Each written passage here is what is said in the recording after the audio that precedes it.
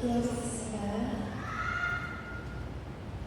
거룩하신 하나님 아버지, 주님의 이름으로 저희가 찬양과 예배를 드릴 수 있는 시간을 주셔서 감사합니다. 저희가 약할 때 저희의 힘이 되시고, 저희가 길을 잃을 때 저희를 인도해 주셔서 감사드립니다.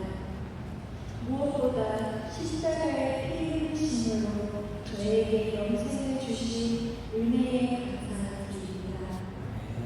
지난 한 주간 그리스도의 말씀 안에서 주님과 함께했는지 돌아보게 하시고, 오늘 이 예배를 통해서 하나님의 사랑을 더 깊이 깨닫기를 원합니다. 우리가 드리는 찬양으로 영원의 평강을 받기를 원합니다.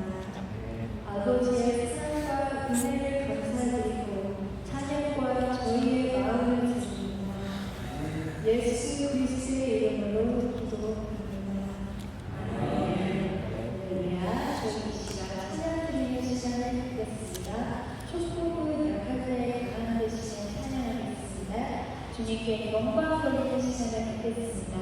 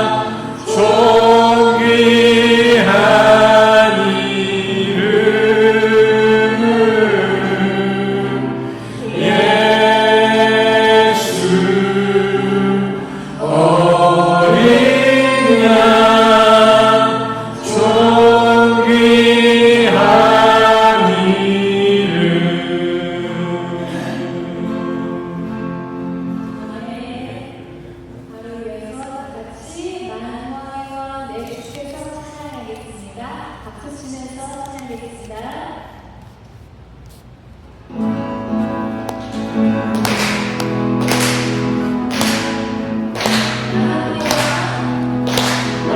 왕의 왕 내 주께서 왜 고통하는 나 이 벌레 같은 날 위해 그 모혈을 연대해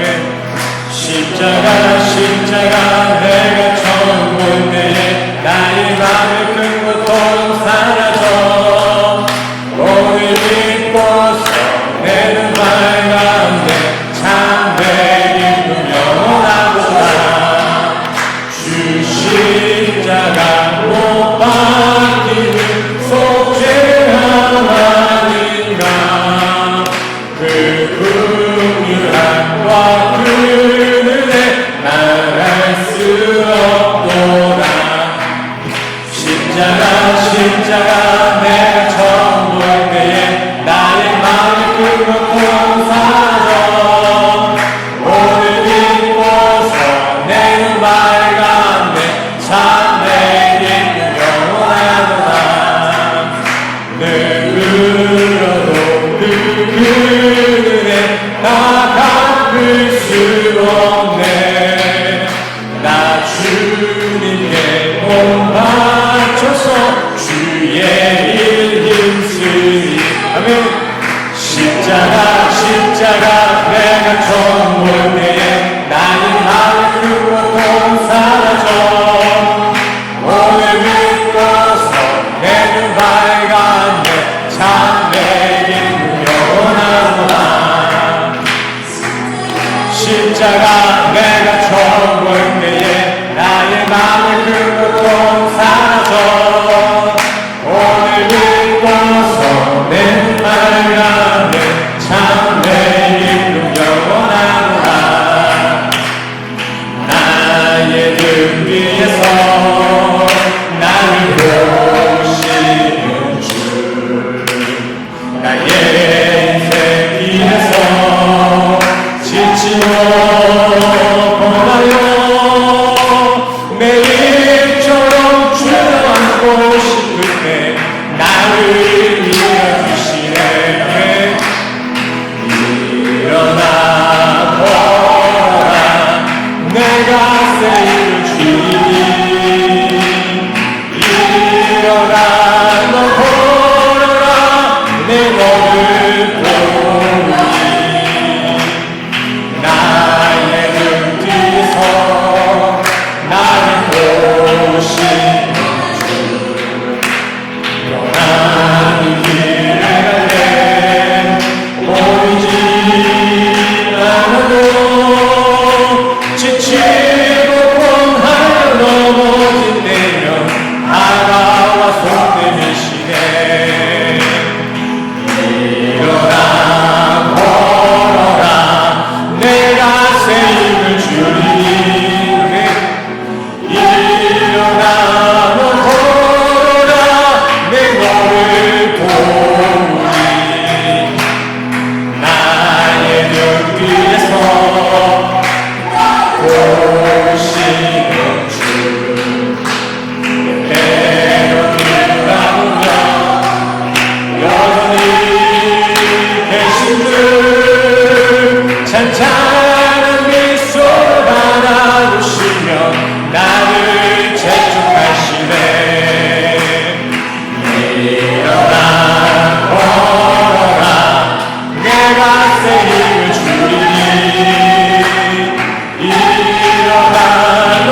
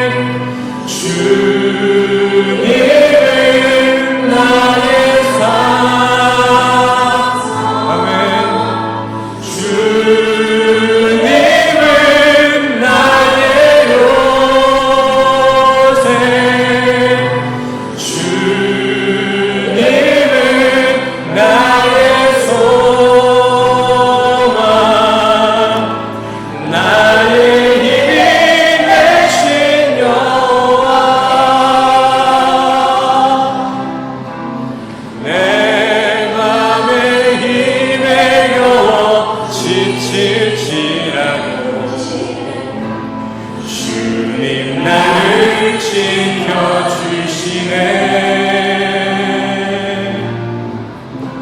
세상의 험한 푸파 몰아칠 때도 주님 나를 지켜주시네.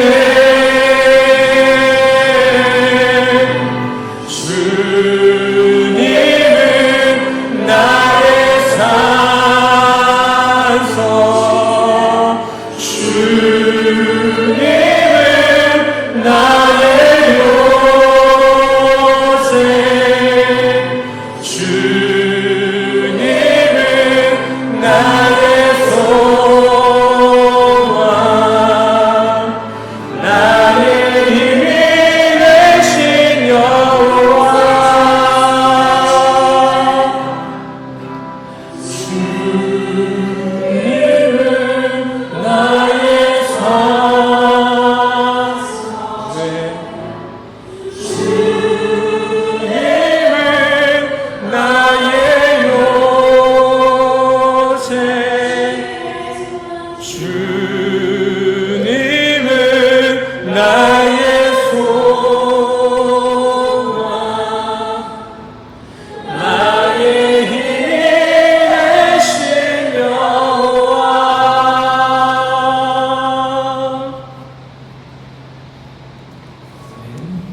함께 묵상하시겠습니다. 여호와는 나의 목자시니 내가 부족함이 없으리로다. 그가 나를 푸른 초장에 누이시며 쉴만한 물가로 인도하시는도다.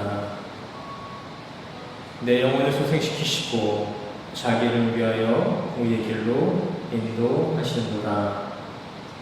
내가 사망의 음침한 골짜기로 다닐지라도 해를 두려워하지 않을 것은 주께서 나와 함께 하시니라. 주의 지팡이와 막대기가 나를 안위하시나이다. 주께서 내 원수의 목전에서 내게 상을 베푸시고 기름으로 내 머리에 바르셨으니 내 잔이 넘치나이다. 나의 평생의 선하심과 인자하심이 정녕 나를 따르리니 내가 여호와의 집에 영원히 거리로다. 아멘. 우리 시간 모두 일어나셔서 사도신경으로 신앙 고백하며 나가시겠습니다. 사도신경 앞에 나와 있는 PPT 참조하셔서 눈 감지 마시고 눈 뜬 상태로 한 구절 한 구절 묵상하는 마음으로 사도신경 함께 신앙 고백하시겠습니다. 전능하사 천지를 만드신 하나님 아버지를 내가 믿사오며 그 외아들 우리 주 예수 그리스도를 믿사오니 이는 성령으로 잉태하사 동정녀 마리아에게 나시고 본디오 빌라도에게 고난을 받으사 십자가에 못 박혀 죽으시고 장사한 지 사흘 만에 죽은 자 가운데서 다시 살아나시며 하늘에 오르사 전능하신 하나님 우편에 앉아 계시다가 저리로서 산자와 죽은 자를 심판하러 오시리라. 성령을 믿사오며 거룩한 공예와 성도가 서로 교통하는 것과 죄를 사하여 주시는 것과 몸이 다시 사는 것과 영원히 사는 것을 믿사옵나이다. 아멘. 모두 접속해 주세요. 교회의 소식입니다. 오늘 교회에 모이신 모든 성도님들을 주님의 이름으로 사랑하고 축복합니다. 새생명교회 주일 예배 시간은 오전 11시입니다. 미리 오셔서 오늘의 말씀을 묵상하시고 기도로 예배를 준비해 주시기 바랍니다. 화목 시간은 다른 순서에 없으니 예배가 끝나고 돌아가시는 길에 문 앞에 모여진 한분간에 헌금해 주시기 바랍니다. 오늘의 본문 말씀입니다. 요한복음 10장 53절과 8장 11절 말씀입니다. 53절 말씀입니다. 다 각각 집으로 돌아가고 8장 1절 말씀입니다. 예수는 감람산으로 가시니라. 아침에 다시 성전으로 들어오시니 백성이 다 나아온지라 앉으사 그들을 가르치시더니 서기관들과 바리새인들이 음행 중에 잡힌 여자를 끌고 와서 가운데 세우고 예수께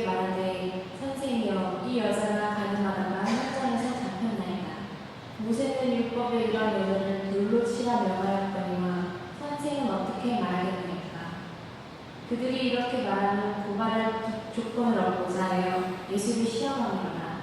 예수께서 몸을 굽히사 손가락으로 땅에 쓰시니 그들이 묻기를 맞이 아니하는지라. 이에 일어나 이르시되 너희 중에 죄 없는 자가 먼저 돌로 치라 하시고 다시 몸을 굽혀 손가락으로 땅에 쓰시니 서기관들과 바리새인들이 은혜 중에 잡힌 여자를 끌고 와서 가운데 세우고 그들이 이 말씀을 듣고 양심의 가책을 느껴 어른으로 시작하여 젊은이까지 하나씩 나가고 오직 예수와 그 가운데 섰는 여자만 남았더라. 예수께서 일어나사 여자 외에 아무도 없는 것을 보시고 이르시되 여자여 너를 고발하던 그들이 어디 있느냐 너를 정죄한 자가 없느냐 대답하되 주여 없나이다. 예수께서 이르시되 나도 너를 정죄하지 아니하노니 가서 다시는 죄를 범하지 말라 하시니라. 아멘. 할렐루야. 오늘도 말씀을 찾아 예배장에 모이신 우리 성도님들을 주님의 이름으로 환영하고 축복합니다. 우리 옆 사람과 이렇게 인사했으면 좋겠습니다. 주님의 이름으로 환영하고 축복합니다.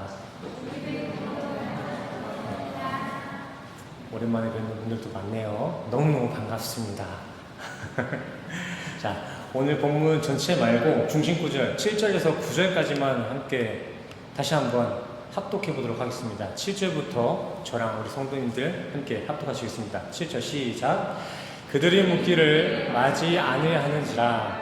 이에 일어나 이르시되 너희 중에 죄 없는 자가 먼저 돌로 치라 하시고 다시 몸을 굽혀 손가락으로 땅에 쓰시니 서기관들과 바리새인들이 음행 중에 잡힌 여자를 끌고 와서 가운데 세우고 그들이 이 말씀을 듣고 양심의 가책을 느껴 어른으로 시작하여 젊은이까지 하나씩 나가고 오직 예수와 그 가운데 섰는 여자만 남았더라.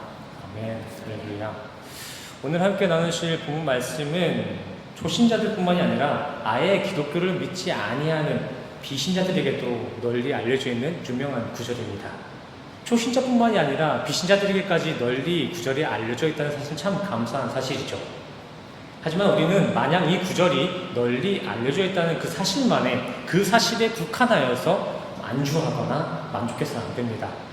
이 구절은 그렇게 많이 알려져 있는 만큼 그만큼이나 또 동시에 많은 곡해된 해석을 낳고 있기 때문입니다. 성경은 그저 멀리 펼쳐져야 되는 것이 아니라 진리로서 제대로 전달되는 것이 성경의 궁극적인 목적이기 때문입니다. 우리는 이러한 시각을 가지고 오늘 본문 말씀을 한 구절 한 구절 차근차근 살펴보도록 하겠습니다. 오늘 요한복음 7장, 8장, 9절에 대한 내용은 모두가 잘 아시는 내용이니까 스토리는 조금 요약해서 전해드리고 구절을 설명하는 식으로 설교를 전하도록 하겠습니다. 3절입니다. 어느 날 바리새인과 서기관 무리들이 한 여자를 질질 끌어다가 예수님 앞에 세웠습니다. 여기서 질질 끌려왔다는 것은 뭔가 그 대상이, 그 여자가 책망을 받아야 되거나 어떤 치리를 받아야 할 제목이 있음을 의미하고 있겠죠. 아니나 다를까 이 여자는 불륜을 저지르던 도중에 발각되어 끌려온 현장범이었습니다. 본문 배경 상황을 한번 그려보자면 지금 예수님이 앞에 계시고 그 또 앞에는 불륜을 저지른 그 불륜녀 그리고 그 주변을 바리새인과 서기관 무리들이 둘러싸있는 이러한 그림입니다. 조금 더 현장감을 더해보자면 지금 저 둘러싸고 있는 바리새인과 서기관의 손에는 커다란 짱돌 하나씩 들고 있는 모습으로 이렇게 이미지를 그려두시면 좋을 것 같습니다. 잘 안 보이시죠? 지금 서기관과 그 예수님과 가늠한 여인 이 둘을 두고 그 주변에는 서기관들이 이렇게 서 있는데 그 바리새인들이 서 있는데 그들이 다들 짱돌 하나씩 조그마한 돌이 아니라 주먹만한 돌 하나씩 서 있는 이미지로서 이렇게 머릿속에 그려놓으시면 좋을 것 같습니다. 왜냐하면 유대 당시 간음죄에 대한 처벌은 투석형, 즉 돌팔매질이었기 때문입니다. 5절에서도 나와있죠. 5절에서도 유대인들은 히브리 시대 때부터 간음한 이들을 밧줄로 묶어 돌에 때려 죽이거나 또는 저렇게 그림과 같이 몸은 땅에 박아놓고 튀어나온 머리에 돌을 던져서 죽게 하는 그런 투석형 사용법을 사용하였습니다. 조금 잔인하긴 했지만 이렇게 머리가 터져서 죽은 시체는 불에 태워주기까지 했습니다. 지금 본문의 상황이 글로서만 우리가 접하고 있어서 조금 미비하지만 실제 현장 분위기는 살벌했을 것입니다. 얼마나 무서웠을 거예요. 여인이 느끼는 그 공포, 그리고 저 여자를 죽이겠다는 바리새인들의 살기가 가득했을 것입니다. 그렇게 바리새인들은 가늠한 여자를 죽이고자 그 여자를 죽일 생각으로서 예수님께 이렇게 물었습니다. 이 여자는요, 간음죄로 율법을 어긴 여자입니다. 예수님, 이제 이 여자를 죽여도 될까요? 율법대로 이 여자 죽여도 될까요? 이에 예수님은 이렇게 대답하셨습니다. 죄 없는 자가 먼저 돌을 던지라. 근데 여기서 우리가 간과해서 안 될 부분은 이 당시 바리새인들이 왜 예수님 앞에 간음한 여자를 세우냐는 것입니다. 당장 5절 말씀만 보셔도 바리새인 그들은 이미 간음한 여자가 어떠한 율법적 책임을 받아야 할지 이미 알고 있었습니다. 율법을 몰라서 예수님을 간음한 여자를 예수님께 데리고 온 게 아니라는 것이죠. 또 생각해 보세요. 이전에는 자기들끼리 마음대로 처벌하고 그랬으면서 왜 이제 와서야 예수님께 그 여자를 치리하기를 원했을까요? 오늘 본문 앞장 6장에서 오병이어 사건이 일어나고 바다 위를 걸으시는 기적들이 일어났기 때문에 바리새인들이 예수님의 권위에 복종했기 때문에 이제서야 예수님 앞에 치리를 맡겼던 것일까요? 그렇지 않습니다. 오늘 본문 6절을 보시면 바리새인들이 예수님께 치리권을 맡긴 것은 고발할 조건을 얻고자 예수를 시험하기 위해서였습니다. 오늘 본문의 바리새인들이 예수님을 찾아온 것은 예수님의 율법적 자문이나 가르침을 받고자 한 것이 아니라 예수님을 올무에 빠뜨리기 위한 고약한 계략이었다는 것입니다.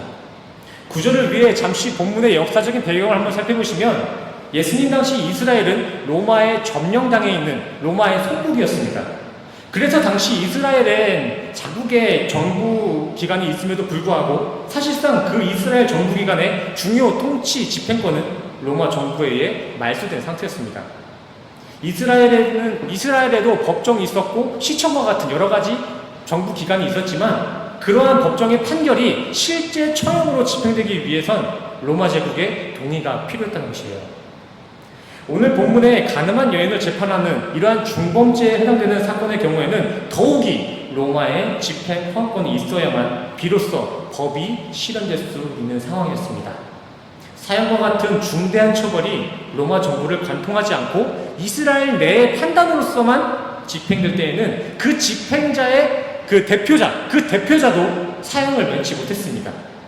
이에 관련하여서 예수님의 처형을 집행한 사람도 누구죠? 예수님의 처형을 집행한 사람, 마지막으로 집행한 사람, 로마 시대 총독이었던 본디오 빌라도입니다. 예수님도 유대인들이 직접 죄로 몰고 직접 바로 죽인 게 아닙니다. 예수님의 십자가 처형도 이렇게 마지막에는 로마의 집행권을 관통했다는 것이죠. 근데 오늘 본문의 바리새인들은 그 사형 집행권을 누구에게 넘기고 있습니까? 예수님께 넘기고 있습니다.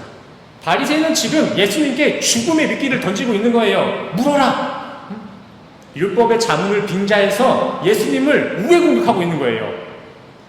예수님은 지금 간음한 여인을 죽이지 말라고 그 여인을 감싸게 되면 유대 율법을 위반한 처벌을 받아야 했고요. 또 반대로 유대 율법대로 그 여자를 처형하라. 그렇게 처형권을 허가하셨다면 바로 로마법 위반으로 처형당할 수 있는 아주 진퇴양난의 상황에 놓으셨습니다. 말 그대로 이렇게 대답하시거나 저렇게 대답하시거나 예수님은 죽음을 각오해야 했었겠죠. 저는 오늘 본문을 보면서 바리새인의 머리가 아주 비상하다는 걸 다시 한번 깨달았습니다. 사실 설교 시간에 바리새인과 이 서기관들이 예수님께 책망받는 모습으로만 자꾸 언급되어서 그렇지 사실 유대 사회의 천지 중에 천재의 무리가 바로 바리새인들이었습니다. 그냥 머리만 좋은 게 아니라 지능이 좋은 무리들 중에서도 최고 성실하고 열심히 있었던 이들이 바리새인 서기관이었습니다. 전에 제가 몇 번 반복해서 말씀드렸죠. 바리새인과 서기관들의 스펙, 우리는 따라오지 못합니다. 7살 어린 아이들이 우리의 신앙의 그 스펙과는 비교되지 않는 그 화려한 스펙을 가지고 있어요. 막말로 현 시대 우리 앞에 바리새인 무리들이 부활한다면 우린 죽도 못 쓸 것 같습니다. 저도 마찬가지겠죠. 근데 오늘 본문에선 그렇게 유대사회 최고 선생들이 머리를 맞대어 예수님에게 미끼를 던지고 있는 상황이 일어나고 있는 것입니다. 하지만 예수님은 이러한 바리새인들의 올무를 걷어차시며 그 집행권의 주체를 다시금 바리새인 무리에게 넘기고 있습니다. 7절 너희 중에 죄 없는 자가 돌로 치라. 이러한 예수님의 반증은 바리새인들의 마음을 침투하여 그들이 손에 쥐고 있었던 돌들을 모두 내려놓게 만들었습니다. 9절의 말씀과 같이 어린아이부터 어른까지 모두가 돌을 들고 있었던 손을 털어내고 그 자리를 떠나갔어요. 사실 원어 해석 차원의 나갔다라는 표현은 도망갔다라는 표현이 더 적합합니다. 예수님의 말씀을 듣고 그들은 다 돌을 내려놓고 도망갔다는 것이죠. 근데 마지막까지도 여전히 그 자리에 남아있던 한 사람이 있었습니다. 누구일까요? 빨간 것이 보이죠? 오직 예수님만 남았습니다. 이게 무엇을 의미할까요? 죄 없는 자만 저 사람에게 돌을 던지라 했는데 모든 사람이 돌을 버리고 도망갔습니다. 근데 그 자리에는 예수님만 남았어요. 이것이 무엇을 의미할까요? 심판대 가운데 남아있는 한 사람, 예수님만이 심판자가 된다는 것입니다. 성경에 기록된 바 의인은 없나니 하나도 없다는 이 세상 가운데 유일하게 점도 없고 흠도 없는 완전하신 예수 그리스도만이 우리의 심판자가 되신다는 내용을 담고 있는 거예요. 우리 인간들은 아무리 합리적이고 타당한 주장을 가지고 있어도 그러한 인간의 행위나 의로서는 예수님의 자리, 그 심판의 자리에 설 수 있는 자격이 주어지지 않습니다. 야고보서 4장 11절에서도 보세요. 우리 인간은 법 준행자이지 결코 법에 대해 재판관의 자리에 설 수가 없습니다. 하나님만이 입법자시며 재판관이세요. 마지막 12절을 보시면 딱 경고하고 있잖아요. 네가 뭔데 재판관 노릇을 하고 있냐? 응? 네가 뭐라고? 인간의 정죄나 판단은 하나님의 권력을 월권하는 것입니다. 엄연한 범신이에요. 범신. 하지만 현 시대를 살아가는 우리 기독교인들의 실상은 어떻습니까? 너나 할 것 없이 우리 모두가 자신의 일생 속에서 심판자가 되고 재판관 되기를 자처하고 있습니다. 월권을 매일같이 하고 있어요. 네가 옳다, 내가 옳다, 혹은 내가 잘했다, 네가 잘했다. 이렇게 우리는 일상 속에서 모두가 재판관, 심판자 자리에 서길 앞다투는 치열한 인생을 살고 있습니다. 말 그대로 내가 곧 예수요 하나님인 것 마냥 착각들을 하고 살아요. 그것도 이 세상이 정해놓은 선과 악의 기준을 가지고 자신들은 하나님 노릇을 하고 있어요. 생명의 말씀으로 하나님 노릇하는 것도 아니고 이 땅에 정해놓은 선과 악이라는 세상 지식으로 하나님 노릇을 자처하고 있다고요. 하지만 우리는 하늘의 소망을 두고 하늘을 지향하며 사는 에클레시아, 교회이며 그 하늘의 질서로 이 땅을 살아가길 기도하는 기독교 크리스천들입니다. 우리가 정말 천국에 합한 성도가 맞다면 현재 우리가 지니고 있는 그 판단의 기준이 이 땅이 주장하는 선악과의 기준과는 차원을 달리 해야 된다는 것입니다. 왜일까요? 왜 땅의 기준이 성도의 판단 기준이 되어서는 안 되는 것일까요? 왜? 어쨌든 세상에 살잖아요. 세상에 사는데 왜 세상의 기준을 따르면 안 될까요? 세상의 기준은 완전하지 못하지만 우리가 꿈꾸는 것은 완전한 것이기 때문입니다. 이 예를 위해 제가 몇 가지만 예시를 들어보겠습니다. 한국은 저 카지노 문화가 불법, 곧 악이고요. 3시간 뒤면 도착할 수 있는 우리 필리핀에서의 카지노는 합법이며 국익 자원입니다. 필리핀 정부 차원에 있어 관광객들이 즐기는 이 카지노 문화는 필리핀 사람들에겐 선이에요. 이뿐임인가? 자, 윤봉길 의사입니다. 윤봉길 의사와 이순신 장군의 업적을 좀 객관적으로 판단해 보시기 바랍니다. 윤봉길 선생님의 도시락 폭탄은 한국인들에겐 의인으로 여겨질 만큼 선한 행위였지만 폭탄을 맞은 일본 당국에겐 윤봉길은 의사가 아닌 테러범, 악입니다. 물론 저는 한국인이기 때문에 윤봉길 선생님을 의사로 여기고 있어요. 이순신 장군도 마찬가지죠. 우리 조선의 입장에서는 이순신 장군이 역사상 최고의 무신으로 선의 자리에 계시지만 이순신에게 피해를 받았던 그 당시 외나라 일본 입장에서의 이순신은 일본 역사상 가장 최악의 무신입니다. 일본 최악의 악으로 여겨지고 있어요. 이순신은. 또한 오늘 본문과 관련된 맥락으로서 우리 한국은 일부 1처제, 이 일부 1처제 문화권에 있지만 이슬람 국가의 대부분의 경우는 일부 다처제 문화권에 속해 있습니다. 오늘 가늠한 여인도 이스라엘이 아니라 저기 케냐나 어디 사우디에 살았더라면 그런 심판까지도 안 받을 수 있었습니다. 실제 현 시간에도 같은 지구에 사는 어떤 한 나라에서는 배우가 여럿임을 인정하고 있다는 것이죠. 낯설 것도 없어요. 막말로 요즘에는 뭐 동성애도 허용되는 시점에 다처제가 뭐가 대수겠습니까? 물론 동성애나 다처제가 허용돼야 된다는 게 아니라 시대 판국이 그렇게 흘러가고 있다고요. 성경에서도 극명하게 선악이 갈리는 대표적인 사례가 있습니다. 여호수아 3장의 기생 라합 얘기입니다. 기생 라합. 여리고 성의 문을 열어준 기생 라합은 이스라엘 입장에 있어서 나라를 살린 의인입니다. 성경에서는 그를 믿음의 의인이라고까지 칭하며 예수님의 족보에까지 올려놨어요. 하지만 반대로 자신의 조국 여리고에서의 라합은 나라를 통째로 팔아먹은 매국노입니다. 자신의 나라를 잡아먹으라고 문 열어준 사람이 라합이잖아요. 이렇게 조금 겉핥기식이지만 이러한 경우들만 살펴봐도 우리가 지금 붙잡고 있는 이 세상 속 선과 악의 기준이 얼마나 연약한 판단 기준인지, 얼마나 위험한 기준인지를 알 수 있습니다. 세상법엔 공의는 물론 절대성이라는 게 없습니다.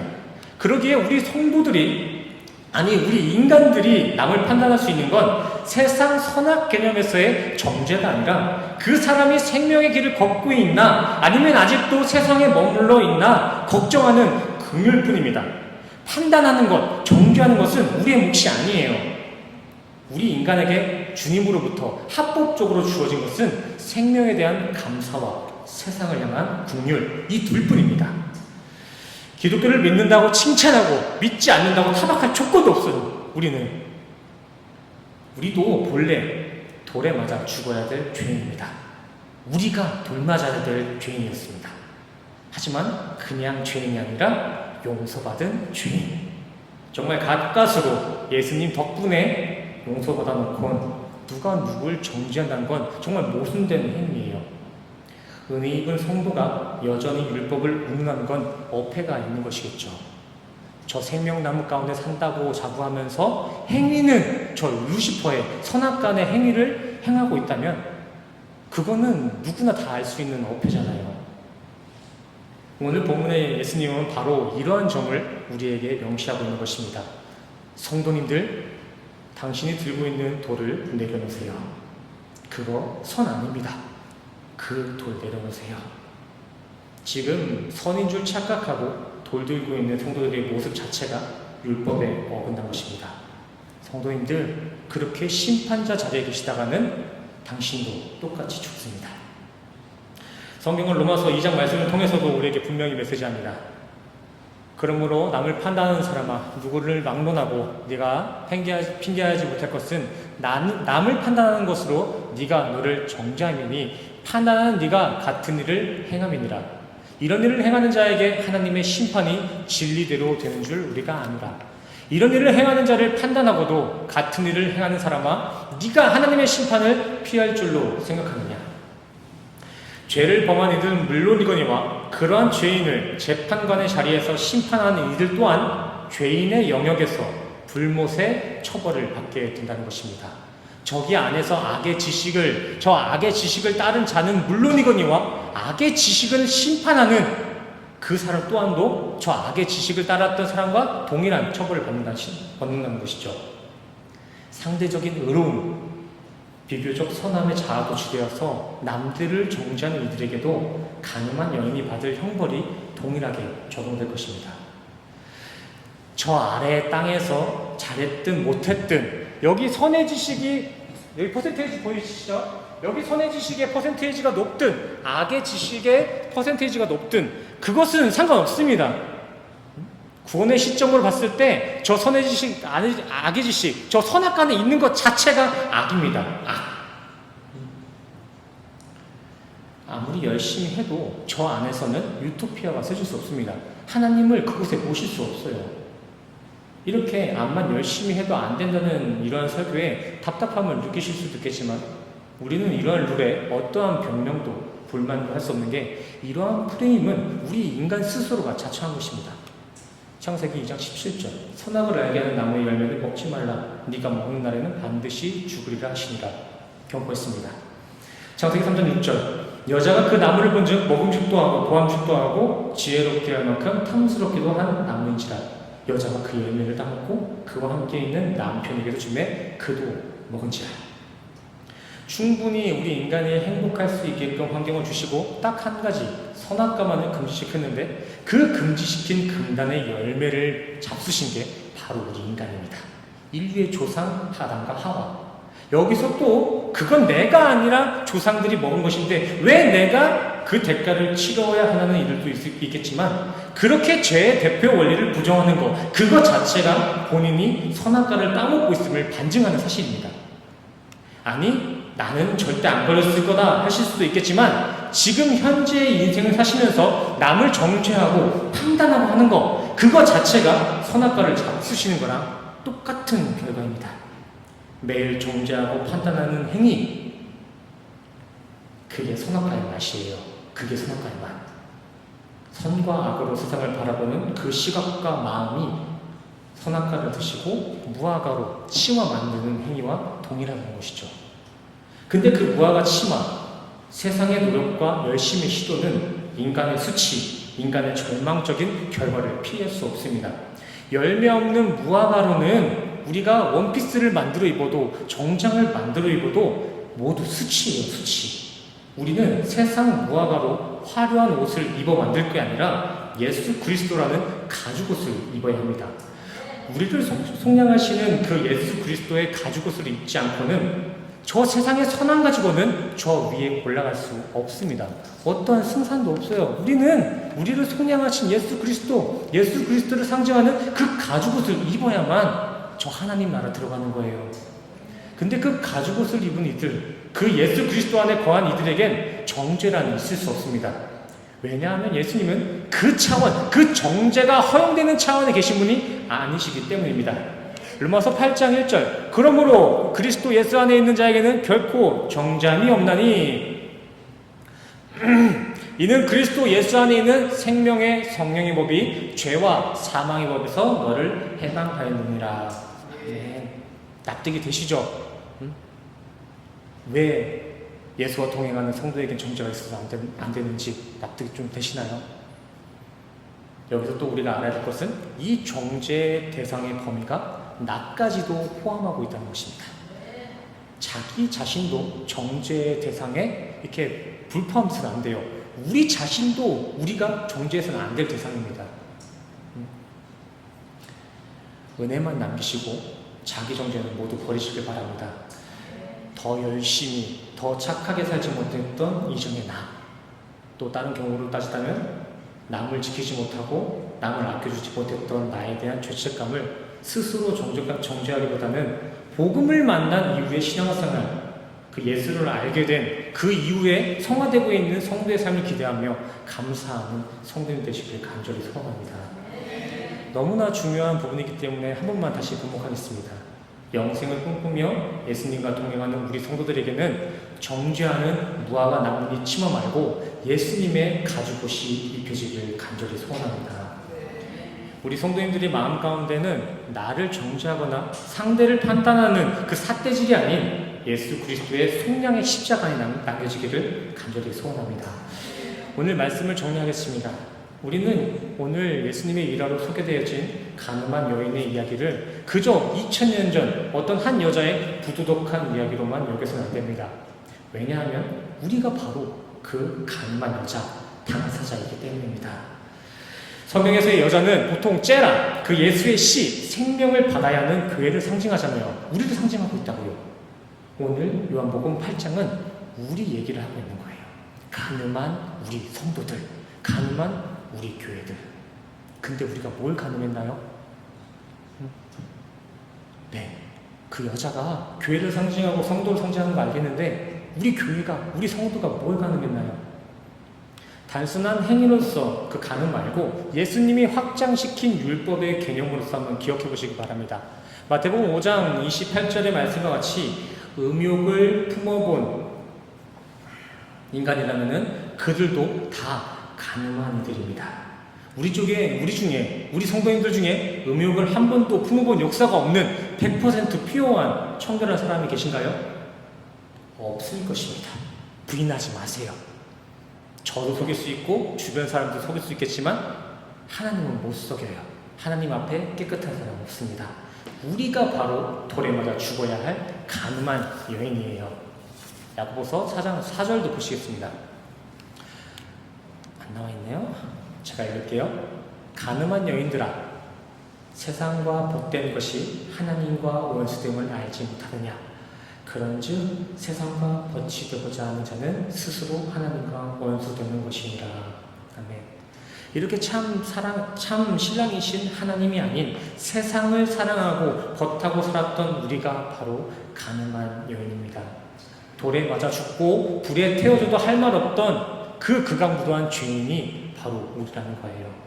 하지만 우리는 그렇게 세상과 가늠한 죄를 지고도 이렇게 천국을 꿈꿀 수 있는 복음을 선물 받은 이들, 십자가로 용서받은 성도입니다. 이게 오늘 본문의 궁극적인 메시지예요. 그냥 용서하며 살아라. 어떠한 죄가 있어도 그 사람 용서해야 된다. 이런 행위가 이 메시지의 궁극적인 목적이 아니라 우리가 어떠한 사랑을 받았는지, 어떠한 용서를 받았는지를 기억하는 것. 그것이 오늘 본문 말씀의 궁극적인 메시지라는 것입니다. 근데 이런 용서받은 죄인의 신분으로, 은혜를 입은 성도의 신분으로 누가 누구를 정죄할 수 있을까요? 아니요. 은혜를 나눈 이들에게는 서서히 긍휼만이 남겨집니다. 조건이 있습니다. 은혜를 아는 이들, 내가 얼마나 큰 은혜를 받았냐, 그 얼마나 큰 은혜를 더 깊이 아느냐에 따라서 우리의 긍휼은 커지고 정죄는 사라질 줄 믿습니다. 세상사 정말 억울하고 힘든 일이 많으실 것입니다. 근데 그건 모두 심판자이신 하나님께 맡기시고 성도님들은 성도님들이 받으신 그 십자가 복음만을 끝까지 수호하시길 바랍니다. 하나님은 어느 누구보다 우리의 인생에 귀 기울이고 계시고요. 하나님은 어느 누구보다 공의로운 심판으로 세상을 심판하실 것입니다. 자꾸 어떤 사건을 일으켜서 서로를 판단하게 유도하고 누군가를 비판하게 하는 세상적인 생각은 사탄이 주는 메시지입니다. 자신이 합리적이고 이성적이기 때문에 세상의 판단에 자꾸 서는 게 아니에요. 그럴 때일수록 더욱 말씀을 기준 삼고 말씀이 정해놓으신 그 선이신 예수만을 간절히 붙잡으시길 바랍니다. 반드시 기억하시길 바랍니다. 판단의 자리는 인간의 자리가 아닙니다. 월권이에요. 월권. 사탄의 계략에 휩쓸려서 이 세상 선악간에 머물지 마시고 끝까지 예수님 붙잡고 하늘을 지향하며 생명의 성령의 법 안에 거하시는 우리 생명교회 성도님 되시기를 간절히 소원합니다. 마지막 한 줄 정리하겠습니다. 세상, 이 곧 율법은 우리를 언제나 돌로 찍어 주기도 하지만 예수님은 어떻게든 우리 인간을 살리십니다. 율법대로 살다가 돌 맞아 죽지 마시고 예수님 붙잡고 영생을 꿈꾸며 사시는 우리 새생명교회 성도님 되시기를 간절히 소원합니다. 아멘. 할렐루야. 우리 마지막으로 옆 사람과 인사하지 말고 스스로 한번 이렇게 되뇌어 보길 원합니다. 내가 가늠한 자입니다. 한번 고백해 보세요. 내가 가늠한 자입니다. 다시 한번, 주님, 제가 가늠한 자입니다. 저를 좀 만나주세요. 이렇게 다시 한번 고백할 수 있는 시간 되기를 간절히 소원합니다. 설교는 이렇게 마치겠고요. 오늘 말씀을 통해서 우리에게 주신 감동을 가지고 또한 한 주간 가지고 있었던 기도의 제목을 가지고 함께 찬양하며 기도하는 시간 갖겠습니다. 우리가 함께 찬양할 찬양은 예수님 마음 품고입니다. 우리 가사의 내용을 묵상하는 마음으로 함께 찬양하시고 기도하는 시간 갖겠습니다. 먼저 찬양하시겠습니다. 전심을 다해 다시 한번 찬양합시다. 우리가 지칠 때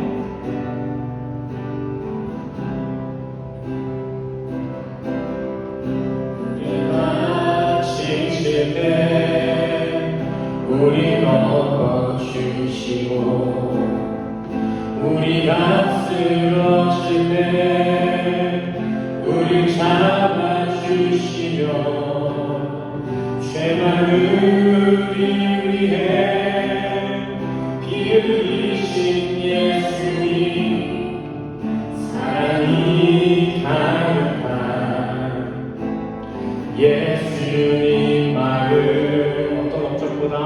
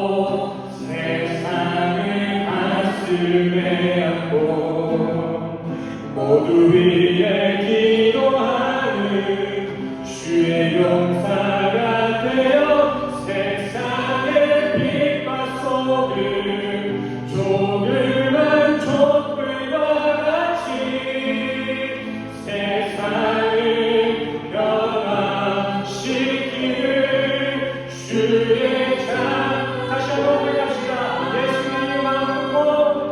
예수님 마음 품고 세상을 가슴에 안고 모두 위에 기도하는 주의 용사가 되어 세상의 빛과 속을 조그만 촛불과 같이 세상을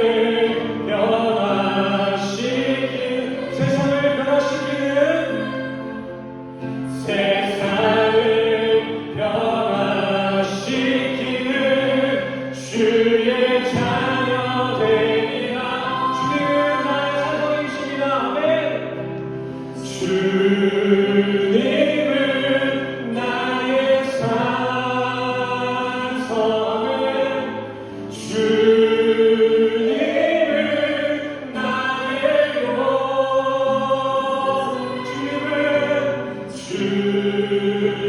주님은 나의 소망, 나의 힘이 되시며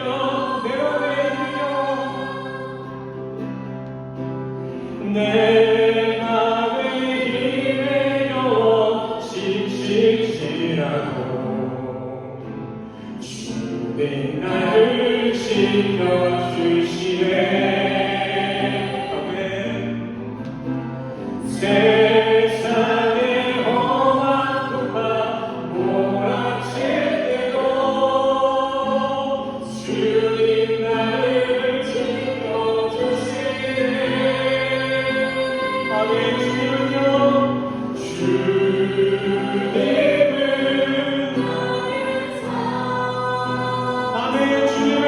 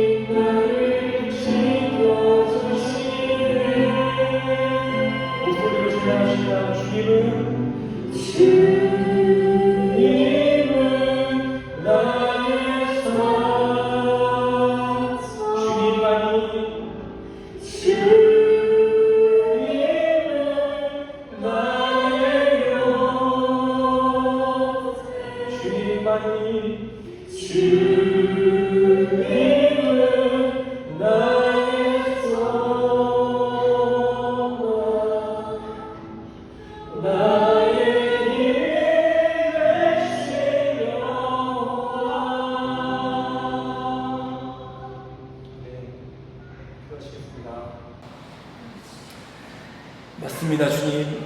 우리가 바로 돌에 맞아 죽었어야 할 가늠한 여인, 가늠한 교회, 가늠한 성도입니다. 정말 주님 아니었으면 짤도 없이 지옥에 던져질 존재가 우리였음을 다시 한번 깨닫습니다. 이런 우리의 연약함을 십자가로 덮어주시고 긍휼히 여겨주셔서 너무나 감사합니다. 더 이상 세상에 갇혀서 서로와 각자를 정죄하는 인생이 아닌 주님이 주신 생명 안에서 자유를 누리며 살길 원합니다. 세상의 이치나 판단에 휘둘리지 않게 하시고 온전히 주님의 말씀에만 반응하며 자유를 만끽하며 진짜 교회, 진짜 성도의 길로 우리를 인도하여 주시옵소서. 또한 이 시간 세상의 판단을 버리고 주님의 말씀에만 순종하겠다는 그 고백 가지고 헌신으로, 봉사로, 물질로서 봉헌하는 이들이 있습니다. 이들의 봉헌의 중심을 보시고 주님의 방법으로 축복하여 주시옵소서. 우리 성도들 이제 다시 한 주간을 살아갑니다. 다시 세상과 겉하며 간호하는 한 주가 아닌 주님만을 바라보며 정결한 한 주로 우리 성도들을 인도하여 주시옵소서. 함께 하실 성령께 감사드리며 예수 그리스도 이름으로 간절히 기도드렸습니다. 아멘. 할렐루야. 우리 시간 다 같이 일어나셔서 우리 성도 서로를 축복하고 하나님께 영광 돌리는 축복의 통으로 찬양하시고 마지막으로 축도로서 오늘 예배를 마치도록 하시겠습니다. 먼저 축복의 통으로 함께 찬양하시겠습니다.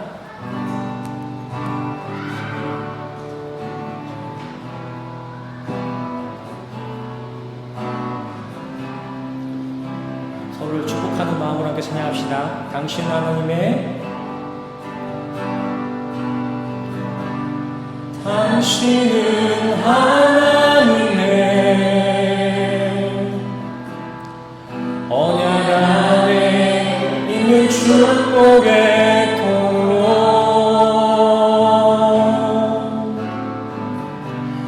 당신을 통하여서 열방이 주께 돌아오게. 우리 2절로 함께 축복하실까요? 당신은 하나님의